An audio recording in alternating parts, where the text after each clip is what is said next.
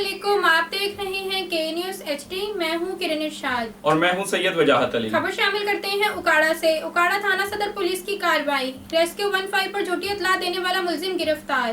مزید اس حوالے سے رپورٹ کر رہے ہیں عمران خوشی۔ جی بالکل، تھانہ صدر اکاڑا پولیس کی کارروائی، ریسکیو 15 پر جھوٹی اطلاع دینے والا ملزم گرفتار۔ مقامی پولیس نے عمران نامی شخص کو گرفتار کر لیا اور مقدمہ درج کر لیا۔ ملزمان نے جھوٹی اطلاع دی کہ اس کی 2 بیٹیاں اغوا ہو گئی ہیں۔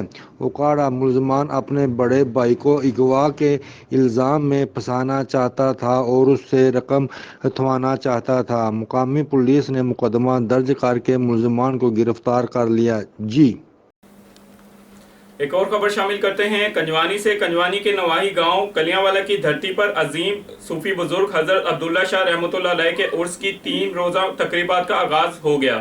مزید تفصیلات جانتے ہیں علی حسن صابری کی اس رپورٹ میں۔